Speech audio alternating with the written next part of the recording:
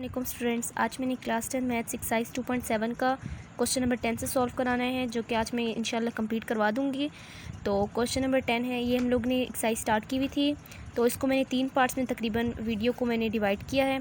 इस एक्सरसाइज को मैंने डिवाइड किया था, तो क्योंकि मैंने इसलिए डिवाइड किया था ताकि जो हर लिहाज से क्वेश्चन के सॉल्व करने का तरीका है सब में डिफरेंट है। तो अब मैं आप लोगों को क्वेश्चन नंबर 10, 11, 12, 13 करके दिखाऊंगी, क्योंकि ये तीनों सेम हैं और उनका मेथड भी बिल्कुल सेम है। तो अब स्टार्ट करते हैं। इक्वेशन हमें गिवन है x² + 2y² = 3 और सेकंड इक्वेशन है x² + 4xy - 5y² = 0। सबसे पहले हम लोग क्या करेंगे कि इक्वेशन 1 को 1 का नाम देंगे, इक्वेशन 2 को 2 का नाम देंगे, जैसे मैंने आपको लिखा हुआ दिखा रही हूँ। तो फ्रॉम इक्वेशन 2 को यूज़ करते हम लोग क्या करेंगे, जैसा कि आपको नज़र आ रहा है इक्वेशन 2 में, कि हम लोग इसको फैक्टर्स बना सकते हैं, फैक्टर्स के तौर पे यूज़ कर सकते हैं। तो इसके जब हम लोग फैक्टर बनाएंगे, ये हमारे पास बनेगा, हमारे पास मल्टीप्लाई करके 5xy आना चाहिए, xy² और प्लस माइनस करके 4 आना चाहिए। तो हम लोग कौन से फैक्टर बनाएंगे, plus 5xy minus xy minus 5y² = 0। अब हम लोग कॉमन लेंगे, कॉमन हमारे पास आ रहा है x को जब मैं कॉमन लूँगी यहाँ पे x बच जाएगा और यहाँ पे प्लस 5y माइनस, और ये मेरे पास क्या आ जाएगा, y को जब मैं कॉमन लूँगी यहाँ अंदर बच जाएगा x - 5 है, क्योंकि मैंने माइनस को बाहर कॉमन लिया तो अंदर का साइन चेंज हो जाएगा। और अब मैं x + 5y को एक बार लिखूँगी और x - y को भी एक बार लिखूँगी और इक्वल टू 0 रखूँगी। x + 5y = 0, दोनों को 0 के बराबर लिख लेंगे। तो जब मैं x + 5y को उस तरफ शिफ्ट करूँगी तो मेरे पास -5y बन जाएगा। और अब मैं x = 5 - 5y को किस में पुट करूँगी, इक्वेशन नंबर 1 में पुट करूँगी। और x = -y को जब मैं राइट साइड पे शिफ्ट करूँगी तो पॉजिटिव y हो जाएगा, यानी y के बराबर आ जाएगा। तो अब मैं केस 1 और केस 2 का नेम दूँगी और इनको पुट करूँगी। केस 1 है मेरे पास, put x = -5y in equation 1। तो स्टूडेंट्स, अब मैंने x = -5y को इक्वेशन नंबर 1 में पुट करना है, क्योंकि इक्वेशन नंबर 1 है x² + 2y² = 3। x² की जगह मैं पुट करूँगी -5y का whole square plus 2y² = 3 plus -5y का जब मैं स्क्वायर लूँगी तो -5 को -5 से मल्टीप्लाई करूँगी तो 25 बन जाएगा प्लस के साथ, और y का स्क्वायर y² आ जाएगा प्लस 2y² = 3। अब मैं जब इसको आगे फर्दर सॉल्व करूँगी तो मेरे पास क्या आएगा, 25 में जब मैं 2 प्लस करूँगी तो मेरे पास 27 आएगा, 27 y² को हम लोग y² ही लिखेंगे, y⁴ नहीं लिखना, = 3। y² = 27 यहाँ पे मल्टीप्लाई हो रहा है, यहाँ पे जाके क्या हो जाएगा, डिवाइड हो जाएगा। 3 × 1 = 3, 3 × 9 = 27, तो y² = 1/9। जब मैं इसका अंडर रूट लूँगी, स्क्वायर रूट लूँगी, तो मेरे पास ये जो स्क्वायर है ये इससे कैंसिल हो जाएगा और ये 1/9 हो जाएगा। स्क्वायर इस अंडर रूट से कैंसिल हो जाएगा। y = ±1/3। ये मेरे पास कैसे सॉल्व हुआ है, इसको मैंने √1/3 का स्क्वायर लिखा है, 3 का स्क्वायर इससे कैंसिल हो जाएगा, और जब मैं 1 का अंडर रूट लूँगी तो मेरे पास दोबारा 1 आ जाएगा। इसका मतलब है y की वैल्यू है ±1/3। तो स्टूडेंट, जैसा कि आपको पता है हमने क्या कहा था कि x = -5y, x को हमने किसके बराबर रखा था, -5y के। x की हमारे पास एग्जैक्ट वैल्यू नहीं मिली थी हमें, क्योंकि y की वैल्यू ±1/3 आया है। अब हम लोग +-1/3 को किस में पुट करेंगे, इसमें पुट करेंगे। पुट y = +-1/3 इन x = -5y। तो जैसा मैंने आपको बोला है कि पुट y = +-1/3 इन x = -5y, क्योंकि हमने x को -5y के बराबर लिया था, हमारे पास x की एग्जैक्ट वैल्यू नहीं शो हुई थी। तो अब हम लोग क्या करेंगे, -5 को जब मैं मल्टीप्लाई करूँगी +-1/3 से, तो मेरे पास अगेन क्या आ जाएगा, +-7 लगेगा, 5/3 आ जाएगा। तो स्टूडेंट्स, उम्मीद करती हूँ यहाँ तक आपको अच्छी समझ आ गई होगी। अब मैं आगे क्या करूँगी, अब मैंने आगे केस 2 करके दूसरी साइड को सॉल्व करना है। दूसरी साइड में हमने क्या कहा था, x = y, put x = y इन इक्वेशन 1। इक्वेशन 1 में x = y के नाम से जब हम पुट करेंगे तो y का स्क्वायर होगा, जिसको हम लोग जब स्क्वायर लेंगे तो y² बन जाएगा प्लस 2y² = 3 इनको जब हम ऐड करेंगे इन दोनों को तो हमारे पास 3y² बन जाएगा इक्वल टू 3। तो 3 हमारे पास इस साइड पे मल्टीप्लाई हो रहा है तो इस साइड पे आके क्या हो जाएगा, डिवाइड हो जाएगा। डिवाइड करने पे हमारे पास ऊपर क्या बच जाएगा, y² इक्वल टू 1 बच गया। जब मैं y² को ख़त्म करने के लिए ख़त्म करने के लिए मुझे सिर्फ y की वैल्यू चाहिए सिंपल, तो y की जब हम लोग पावर को ख़त्म करने के अंडर रूट यूज़ करेंगे, इसको स्क्वायर रूट भी बोलते हैं, तो यूज़ करेंगे तो हमारे पास अगेन क्या आ जाएगा, y इक्वल टू +-1। तो y की वैल्यू आ गई +-1। क्योंकि हमें x की एग्जैक्ट वैल्यू नहीं पता थी, हमने सिर्फ कहा था कि put x equal to y, हमने x इक्वल टू y कहकर पुट कर दिया बस इक्वेशन नंबर 1 में। तो हम लोग x की वैल्यू निकालने के लिए क्या करेंगे, put y equal to +-1 in equation x equal to y। क्योंकि हमने x को y के बराबर लेट किए तो x इक्वल टू y की जगह क्या लिखेंगे, +-1। इसका क्या मतलब है कि x की वैल्यू +-1 आई है और y की वैल्यू +-1 आई है। अब हमने फर्स्ट ऑर्डर पेयर यहाँ पे लिखना है, फर्स्ट हम लोग इसका लिखने फर्स्ट ऑर्डर पेयर जो पहले निकाला है उसको फर्स्ट बोल देंगे। फर्स्ट ऑर्डर पेयर इस x की वैल्यू +-5/3, y की वैल्यू +-1/3 ये आया। और सेकंड ऑर्डर पेयर क्या है, सेकंड ऑर्डर पेयर हमारे पास क्या है, +-1 और y की वैल्यू भी +-1 है। तो जब हम लोग कंप्लीट सोल्यूशन सेट लिखेंगे उसको हम लोग कैसे शो करेंगे, complete solution set is equal to +-1 आप लोग चाहे इसको पहले लिख लें इसको बाद में लिख लें, इससे कोई फ़र्क नहीं पड़ता। तो हमने जिस लिहाज से सॉल्व किया हम उसी लिहाज से लिख लेते हैं। हमारे पास फर्स्ट ऑर्डर पेयर क्या था, इसको मैं ज़रा काट लेती हूँ।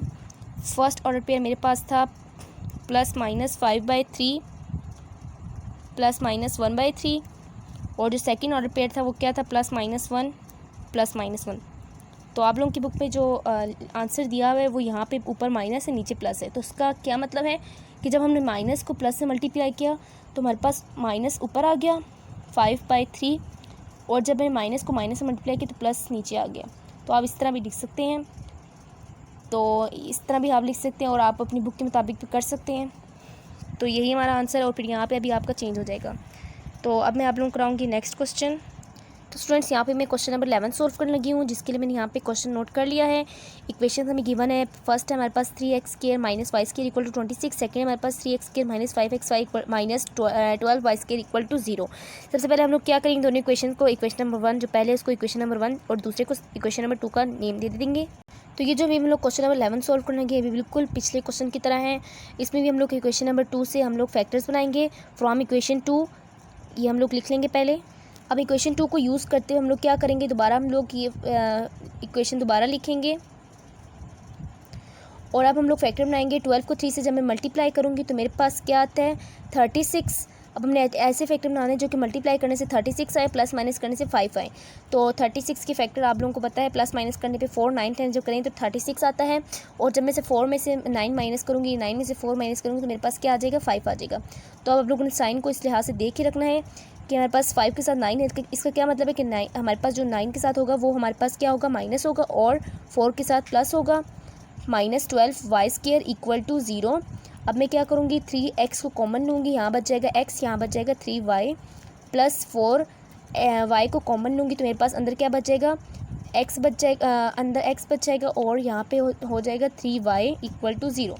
अब मैं x माइनस 3y को एक बार लिखूँगी और जो मेरे पास है 3x प्लस 4y उसको भी ब्रैकेट में लिख लूँगी।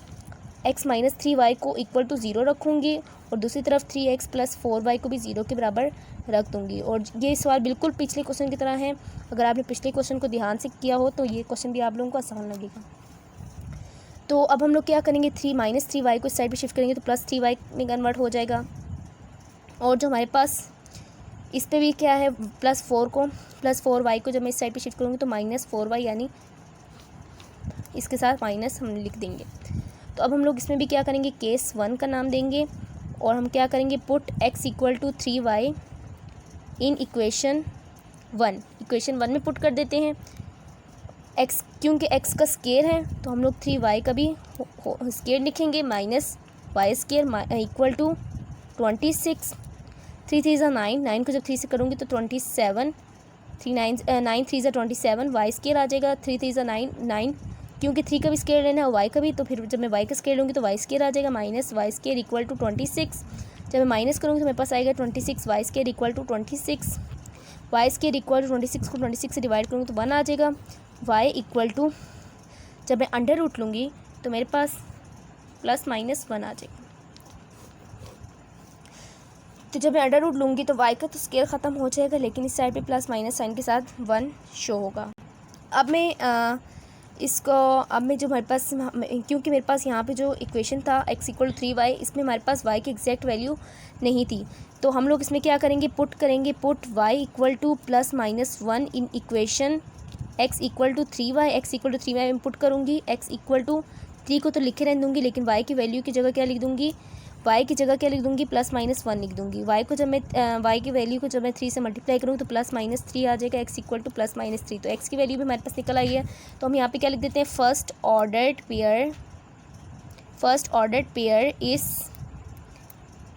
सबसे पहले x की वैल्यू लिखते हैं, देन y की वैल्यू लिखेंगे। हमारे पास फर्स्ट ऑर्डर पेयर हमने निकाल लिया। अब हम लोग केस 2 कहकर second order pair find out करेंगे। स्टूडेंट, सबसे पहले हम लोग केस 2 सॉल्व करने से मैं पहले आपको बता देती हूँ कि जो हमारे पास चाहिए, हमने सिर्फ x को बराबर करना था y के किसी भी कोफिशिएंट के साथ, तो हमें पास जो हमारे पास इस तरफ है, इसमें भी हमारे पास x के साथ 3 दिया हुआ है, हमें सिंपल x चाहिए, तो यहाँ पे 3 हमारे पास मल्टीप्लाई हो रहा है, तो -4y से डिवाइड कर देंगे।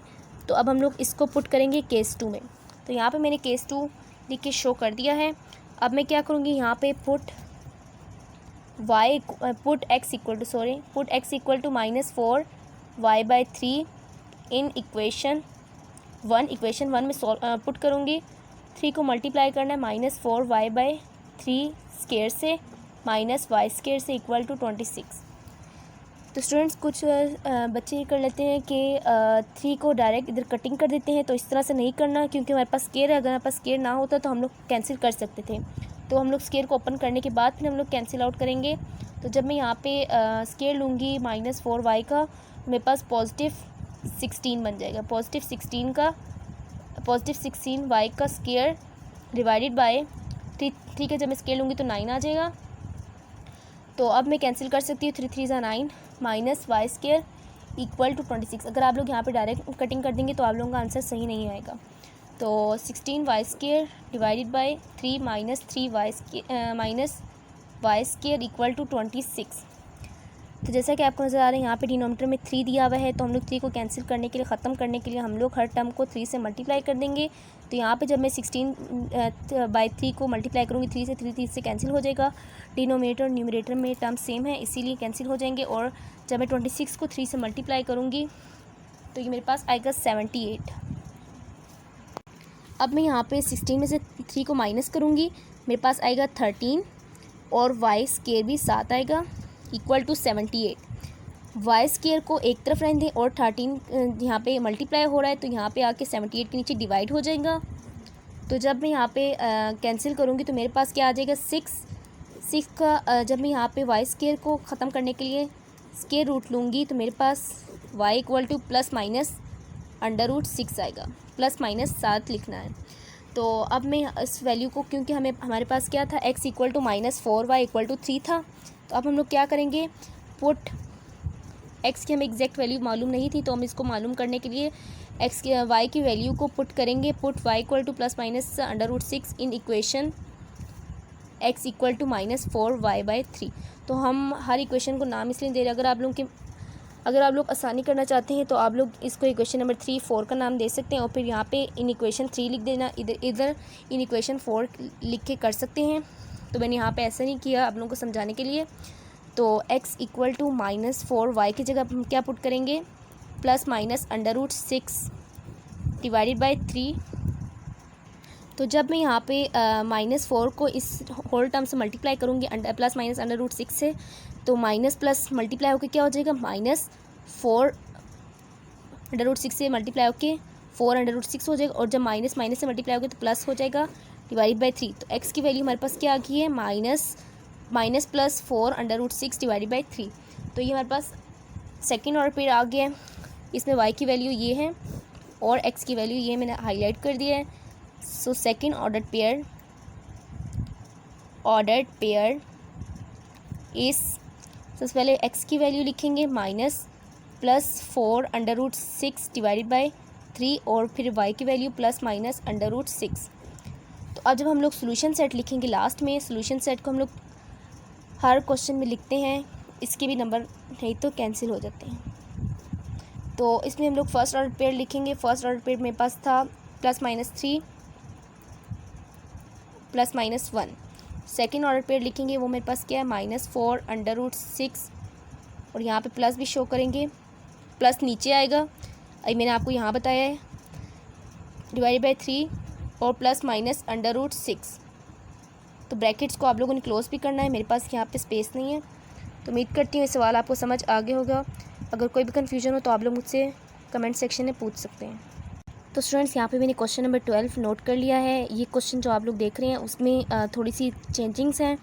तो जो प्रीवियस क्वेश्चन जो हमने किए हैं वो क्या है, उसमें 3 टर्म्स यूज़ थी और यहाँ पे 1 2, यहाँ पे लेफ़्ट साइड पे 2 टर्म्स यूज़ हैं, इस तरफ भी लेफ़्ट साइड पे 2 टर्म्स यूज़ हैं। जबकि पिछले क्वेश्चन में हमारे पास 3 टर्म्स यूज़ हुई थी, जिनमें से एक था x² xy और थर्ड क्या था y² था। तो ये क्वेश्चन थोड़े से डिफरेंट है, तो इसको भी हम लोग इस लेक्चर में कंप्लीट कर लेते हैं इंशाल्लाह। तो सबसे पहले हम लोग क्या करेंगे, इक्वेशन नंबर 1 को 1 का नेम देंगे और इक्वेशन नंबर 2 को आप लोगों ने क्वेश्चन में डायरेक्ट नहीं देना बल्कि अलग से करके देना है, 2 का नेम दे देंगे।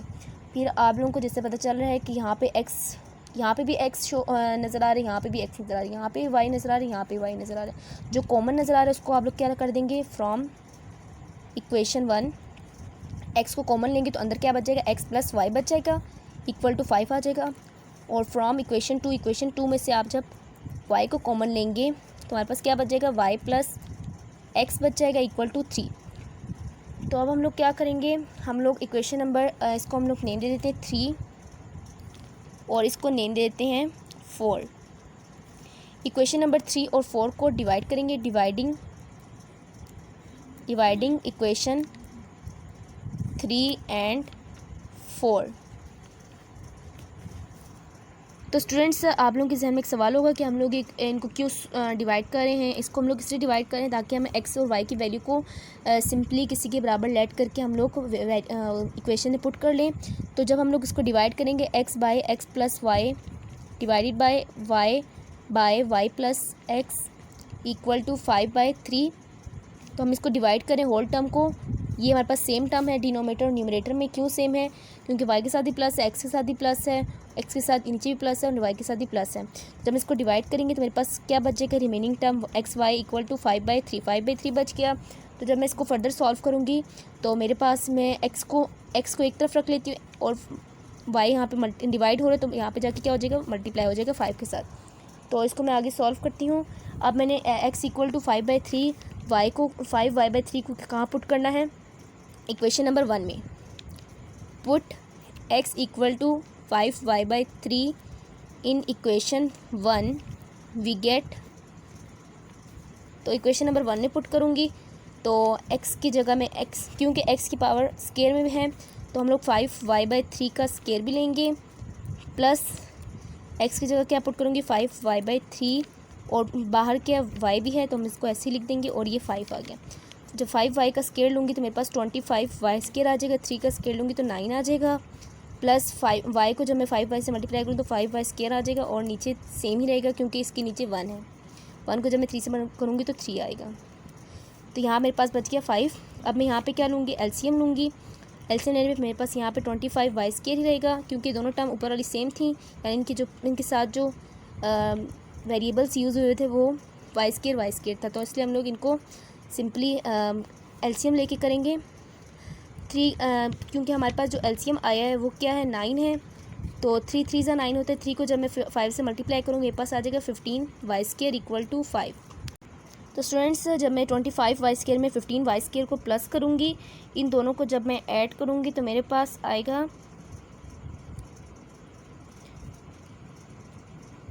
40y² = 5। 40y² के नीचे 9 भी है। जब मैं 9 को इस साइड पे जाके जब मैं मल्टीप्लाई करूँगी तो मेरे पास 9 5 45 हो जाएगा क्योंकि मैंने 9 को कैंसिल करना है। 9 को जब मैं बोथ टर्म से मल्टीप्लाई करूँगी तो मेरे पास यहाँ पे तो कैंसिल हो जाएगा, लेकिन इस साइड पे भी मल्टीप्लाई होकर 45 आ जाएगा और यहाँ पे क्या बच गया 40y²। अब मैं ऐसे टर्म ऐसा लेटर देखूँगी कि जिसमें ये दोनों टर्म्स हमारे पास आ रही हों, तो वो हमारे पास कौन सा है, 5 का टेबल है। 5 के टेबल में हमारे पास ये दोनों यूज़ हो रहे हैं। 5 8 ज़ा 40 होता है, 5 9 ज़ा 45 होता है। 8y² equal to 9। अब y² को एक तरफ कर लें और 8 को नीचे ला के डिवाइड कर दें, मल्टीप्लाई हो रहा है तो दूसरी तरफ करके डिवाइड कर देंगे। तो अब मैं जब इसका जब अंडर रूट ख़त्म करूँगी, इसका जब मैं स्क्वायर रूट ख़त्म करने के लिए स्क्वायर ख़त्म करने के लिए अंडर रूट लूँगी, तो मेरे पास क्या आएगा, y equal to plus minus 3/2 under root 2। तो ये भी आप लोगों को बताती हूँ कैसे आता है। तो अब मैं आपको बताती हूँ कि जब मैं y² इक्वल टू 9/8 का जब मैं स्क्वायर रूट लूँगी तो मेरे पास कैसे होगा। y² का मैंने स्क्वायर रूट ले लिया और 9/8 का स्क्वायर रूट ले लिया, तो यहाँ पे स्क्वायर रूट से ख़त्म हो जाएगा, y बच जाएगा। और यहाँ पे मैं अलग अलग कर लेती हूँ दोनों को आसानी के लिए, इनके स्क्वायर रूट सेपरेट कर रही हूँ। जब मैं 9 का स्क्वायर रूट लूँगी, यानी जब मैं 9 के फैक्टर बनाने की कोशिश करूँगी, 3 3 ज़ा 9, 3 1 ज़ा 3, यानी जब मैं 3 को 2 टाइम्स करूँ तो मेरे पास क्या बनता है 9। और जब मैं 8 के फैक्टर बनाऊँगी, 8 का फैक्टर 2 2 ज़ा 4, 2 4 ज़ा 8, 2 4 ज़ा 8 और 2 2 ज़ा 4, 2 1 ज़ा 2, 3 टाइम्स जब मैं करूँ तो मेरे पास क्या बनता है 8 बनता है। एक बार मैं 2 का स्क्वायर लिख लूँगी, मल्टीप्लाई विथ 2। जब मैं 2 और 2 की पावर 1 को ऐड करूँगी तो मेरे पास अगेन क्या आ जाएगा 2 की पावर 3, यानी 2 3 टाइम्स आ जाएगा।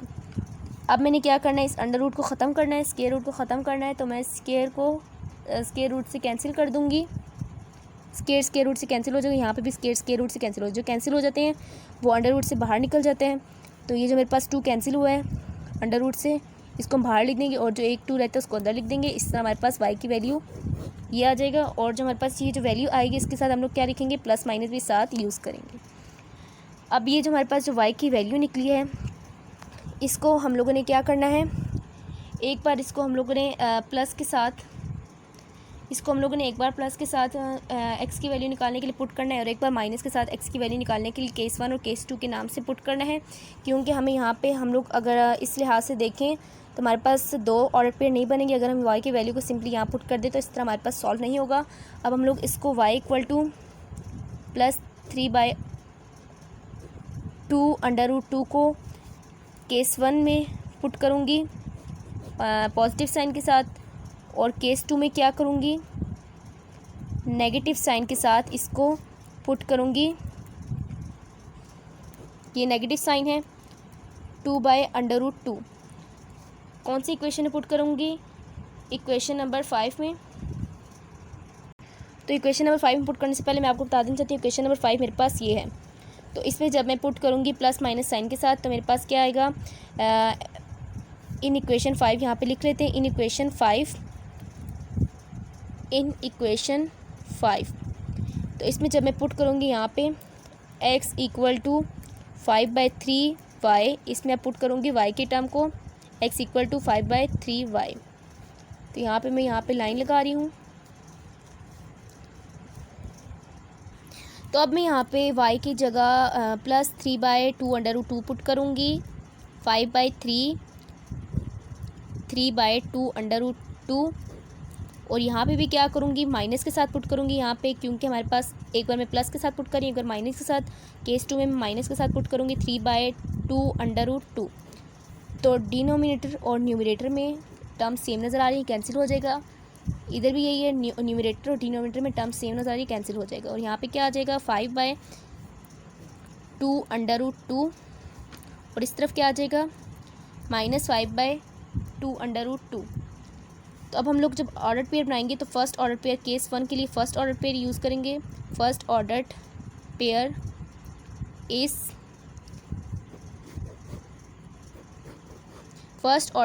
इस ये हमारे पास y की वैल्यू है, ये भी y की वैल्यू है।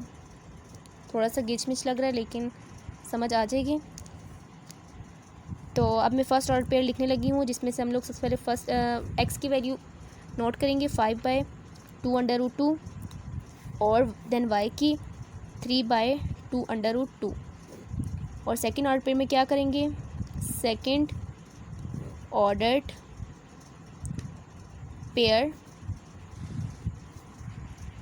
सेकंड ऑर्डर्ड पेयर में मैं क्या पुट करूँगी, सेकंड ऑर्डर पेयर में सबसे पहले मैं x की वैल्यू पुट करूँगी जो कि है -5/2 और देन y की वैल्यू -3/2 तो जब आप सोल्यूशन सेट बनाएंगे तो आप सिंपली क्या करेंगे, इसको मैं आपको ऊपर बता देती हूँ। तो स्टूडेंट जब आप लोग सोल्यूशन सेट लिखेंगे उसमें आप क्या करेंगे, फर्स्ट ऑर्डर पेयर और सेकंड ऑर्डर पेयर को दोनों को कंबाइन करके लिखेंगे। Solution set is equal to curly brackets use करेंगे, फर्स्ट ऑर्डर पेयर को छोटी ब्रैकेट्स में स्मॉल ब्रैकेट्स में लिखेंगे और जो उसकी जो y की टर्म है उसको भी इसी के साथ ही लिखेंगे और सेकंड ऑर्डर पेयर में जो हमारे पास -5/2 और -3/2 इस तरह करके हम लोग सोल्यूशन सेट लिखेंगे। उम्मीद करती हूँ इस लेक्चर से आपने बहुत कुछ सीखा होगा।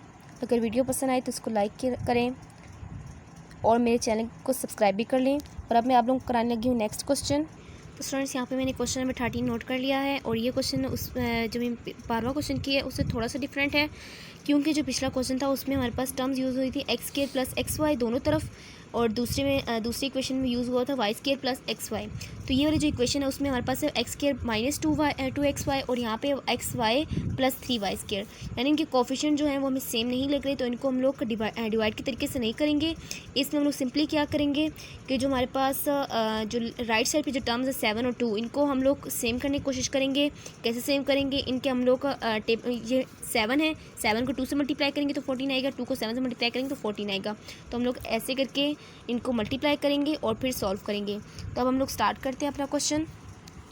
तो अब मल्टीप्लाई इक्वेशन 1/2, इक्वेशन 1 को किससे मल्टीप्लाई करना है, मल्टीप्लाई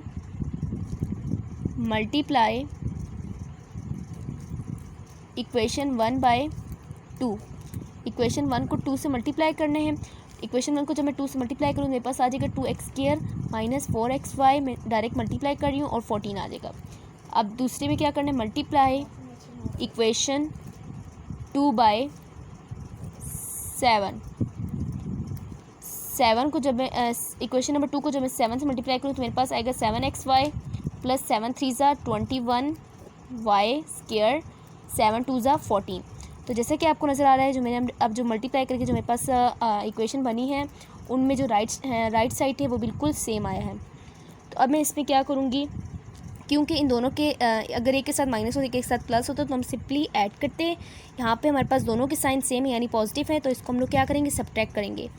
सब्ट्रैक्ट इक्वेशन 3 और 4, तो हम फ्रॉम के चक्कर में नहीं पड़े, हम सिंपली ये लिख देते हैं इक्वेशन 3 और 4 को हम सब्ट्रैक्ट कर रहे हैं।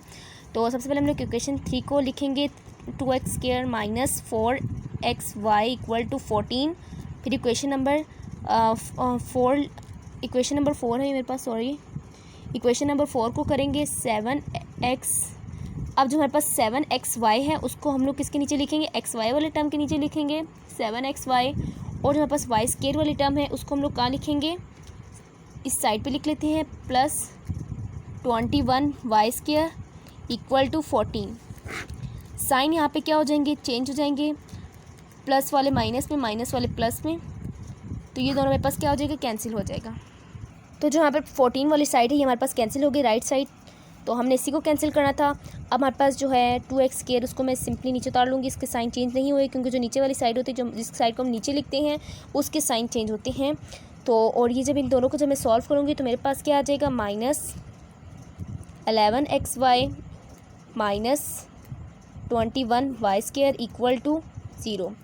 माइनस मैंने क्यों लगाया है, क्योंकि दोनों के साथ माइनस था, माइनस माइनस प्लस होते हैं और साइन बड़ी वैल्यू के लगते हैं। अब यहाँ तक जितना हमारा हो गया, इसके बाद से हम आगे बिल्कुल पिछले क्वेश्चन की तरह करेंगे। इसमें हम लोग फैक्टर्स बनाएंगे, तो हमने ऐसे फैक्टर बनाने हैं कि जिनके मल्टीप्लाई करने से मेरे पास 42 आना चाहिए और प्लस माइनस करने से मेरे पास क्या आना चाहिए, 11 आना चाहिए। तो ये मेरे पास कौन से फैक्टर बनते हैं, 14xy फैक्टर वाले क्वेश्चन आपने बहुत कर लिए हैं, तो इससे आपको पता लग जाएगा, अंदाज़ा हो जाएगा कि आपने कि फैक्टर्स कौन से बनेंगे।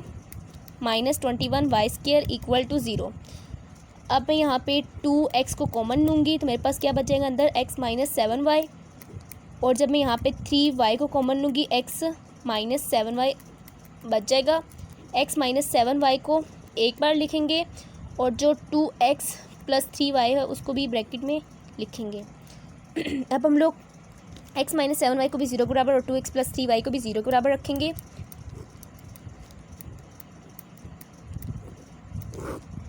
x माइनस 7y को 0 के बराबर रखेंगे तो x equal to minus 7y को राइट साइड पे शिफ्ट करूँगी तो प्लस 7y में कन्वर्ट हो जाएगा।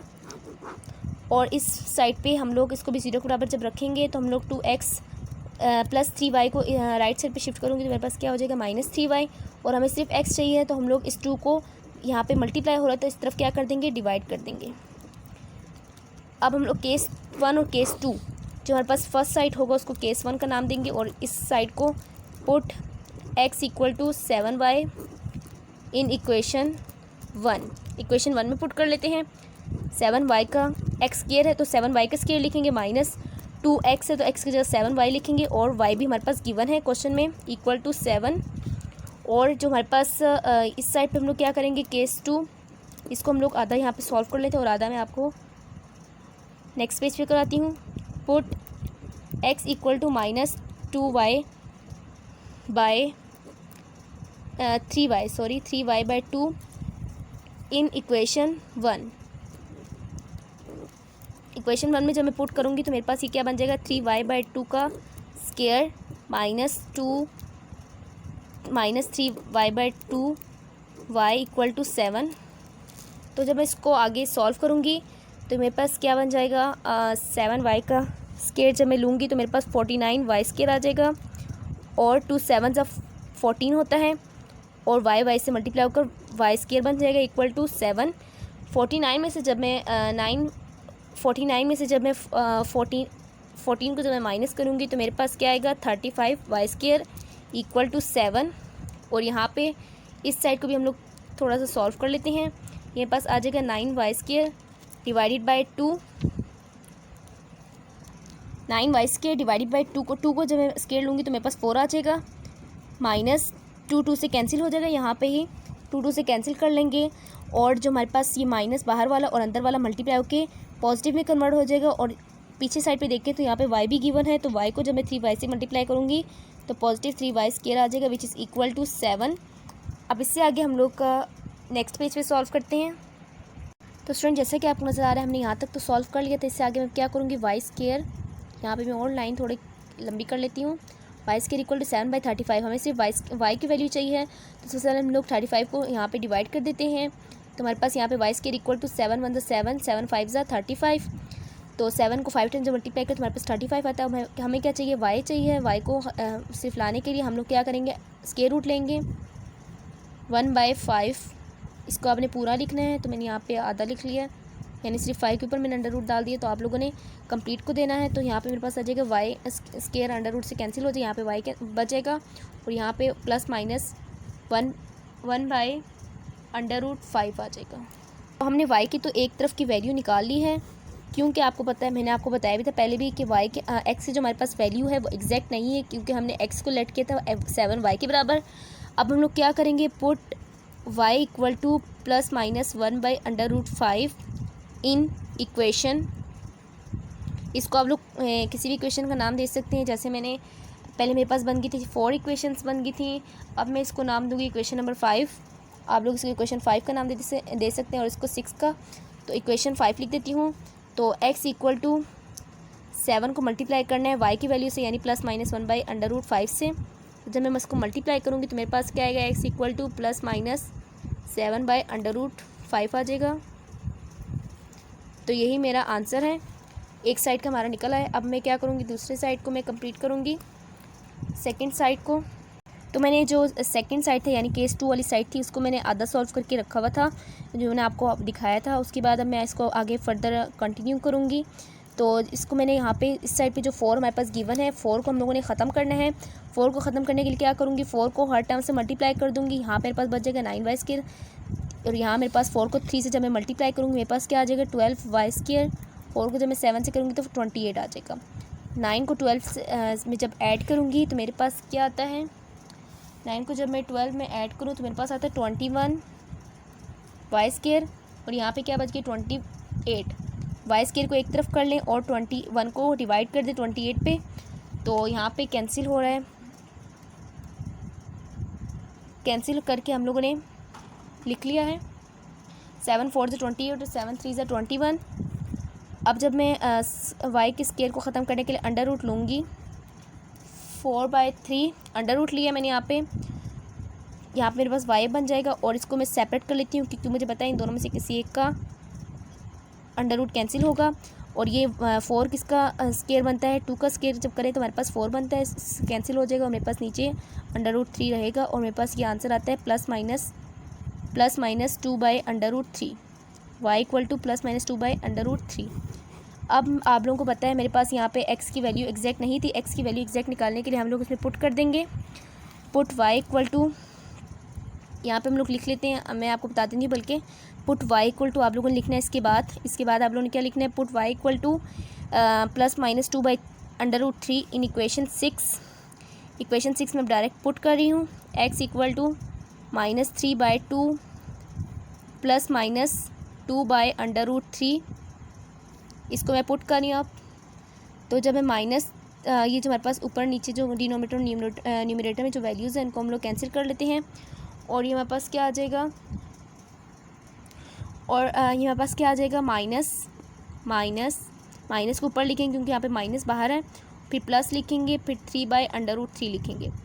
जैसा कि आप लोगों को पता है कि हम लोग जब √3 प्लस माइनस के साइन को आप बाहर रहने दें इस तरह करके, ये हमारे पास इक्वल का साइन है और मेरे पास प्लस माइनस का साइन है। और ये मैंने ब्रैकेट के अंदर अब आप लोगों को बताने लगी हूँ कि जब मैं √3 2 बार लूँ तो मेरे पास 3 आता है। कैसे, √3 मल्टीप्लाई विद √3, इसका क्या मतलब है, 3 का स्केयर अंडर रूट से कैंसिल होगा, मेरे पास 3 आ जाएगा। तो मेरे पास 3 कैसे आता है, जब मैं 2 बार √3 लूँ डिवाइडेड बाय √3, ये 3 √3 इससे कैंसिल हो जाएगा और हमारे पास x की वैल्यू क्या आ जाएगी, x = प्लस माइनस जो बाहर यूज़ है इसको आप माइनस प्लस करके लिखने, क्योंकि मैंने आपको बताया ऊपर, तो यहाँ पे भी आप माइनस प्लस करके लिखें, माइनस प्लस, ये माइनस और ये प्लस √3। अब मैं आपको सोल्यूशन सेट लिखना सिखाती हूँ। तो स्टूडेंट जो सोल्यूशन सेट है वो मैं आपको ऊपर लिख के दिखा देती हूँ। फर्स्ट ऑर्डर पे ये है, सेकंड ऑर्डर पे ये है। तो सोल्यूशन सेट आप कैसे लिखेंगे, फर्स्ट ऑर्डर पेयर के जो टर्म्स है पहले उसको लिख लें कर्ली ब्रैकेट के साथ। फर्स्ट ऑर्डर पेयर में सबसे पहले आप x की वैल्यूज़ लिखते हैं +-7/√5 और फिर y की वैल्यूज़ +-1/√5 और फिर सेकंड ऑर्डर पेयर में सबसे पहले आप x की वैल्यू लिखेंगे -+√3 और फिर y की वैल्यूज़ +-2/√3। तो स्टूडेंट्स उम्मीद करती हूँ ये क्वेश्चन भी आपको समझ आ गई होगी। अगर कोई भी कन्फ्यूजन हो तो आप लोग मुझसे कमेंट सेक्शन में पूछ सकते हैं। तो आप लोगों की जो बुक के पीछे है, टेक्स्ट बुक के पीछे, वहाँ पे इनको और ओपन किया हुआ है, ये आपकी अपनी मर्ज़ी है, इससे कोई फ़र्क नहीं पड़ता। तो अगर आपको मेरी वीडियो पसंद आए तो लाइक करें और चैनल को भी सब्सक्राइब करें। Thanks for watching. अल्लाह हाफ़िज़।